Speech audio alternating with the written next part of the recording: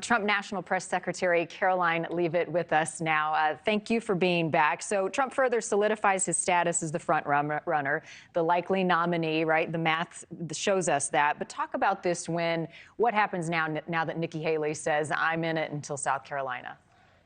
Yeah, well, first of all, last night was another major victory for President Trump. He beat Nikki Haley in the First in the Nation primary by a double-digit margin. President Trump is the only candidate in history to win the New Hampshire primary 3 times, and he did make history by winning more votes than any presidential candidate from either side of the aisle in New Hampshire primary history. Nikki Haley, it's becoming very clear, it has always been clear, that she does not have a practical pathway to the nomination. She came in 3rd place in Iowa and then somehow spun that as a win.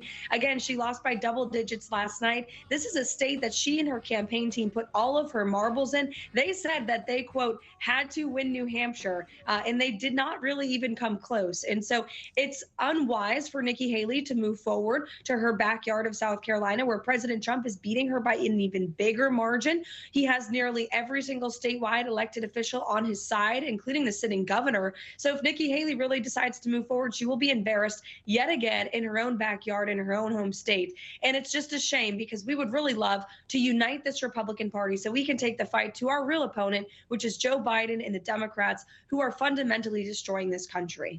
Uniting the party, which brings me to my next question. In his speech last night, referring to Nikki Haley, Trump said that he doesn't get mad. Instead, he said, I get even. Right now, they're competitors, and they will be until something else happens. Is it possible, though, they could be colleagues again? Look, we will unify the Republican Party once the Republican primary is over and all contenders are out. Every single Republican other than Nikki Haley right now is ready to do that. You have Senator Tim Scott and Vivek Ramaswamy, the former president's opponents, on the stage with him last night. Governor Doug Burgum back in the president. Even Governor Ron DeSantis has endorsed President Trump. And so Nikki Haley is the only Republican in America who is not on Team Trump, who is not focusing on the general election. And so, yes, we will unify. But first, if she really wants to play ball, we're going to fight her to the finish. She does want to debate Trump. Why not join her on the stage? Why hasn't he agreed to do so? Well, for President Trump to debate a second-class candidate who came in 3rd in Iowa and 2nd in New Hampshire would be like an MLB baseball player willingly choosing to go play in the minor leagues. It would not be something that would be worth his time. He has been out on the campaign trail talking directly to voters every single night, and he'll continue to do that until this thing is over. And we are already talking to those general election voters, independents as well, on why their lives were better under President Trump's administration and why they should vote for him again in November.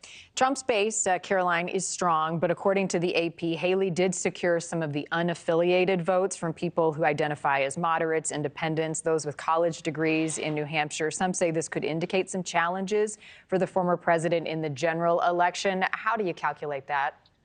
Well, in fact, 70% of Nikki Haley's votes last night were from unaffiliated voters, many of whom were former Democrats who switched their party affiliation to vote for her. Only 29% of the people that voted for her in New Hampshire were registered Republicans. And many of those Democrats that voted for her said that they will be voting for Joe Biden come general election time. President Trump has the vast majority of support of Republican voters. And this alleged argument by the Haley camp that she is somehow more electable than President Trump in a general election is just simply false. There are far more head-to-head matchup polls between Donald Trump and Joe Biden that show him leading. He is winning independents by more than double digits as well. And we've seen Joe Biden's base, African Americans, Hispanic Americans, fleeing him because of his incompetent policies, his weakness on the world stage, the wide open southern border, the dismal economy. Americans' wages are not keeping up with inflation. None of that was happening under Donald Trump's presidency. And so it's a very clear contrast. Were you better off 4 years ago under Donald Trump? Are you better off now under Joe Biden?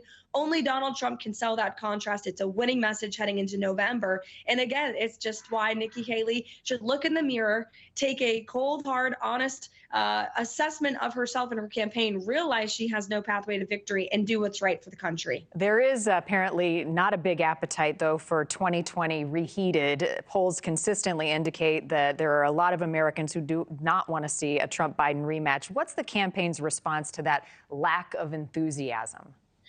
Well, actually, the enthusiasm shows it's on President Trump's side. When consistently asked, who are you most excited to vote for? President Trump's supporters are at the top of the list. And that's why you saw him make history in New Hampshire last night by winning more votes than any presidential candidate on either side of the aisle in New Hampshire primary history. It's Joe Biden who should be worried about an enthusiasm problem. As I said, more than 70% of Democrats wish that they had another option. That's not the case for President Trump's base. We know when President Trump is on the ballot, he turns out more voters, blue collar, formerly working class Democrats that realize the Democrat Party has moved way too far to the left. Thank you for watching. Go to newsnationnow.com to find News Nation on your television provider. And don't forget to click the red subscribe button below to get more of News Nation's fact-driven, unbiased coverage.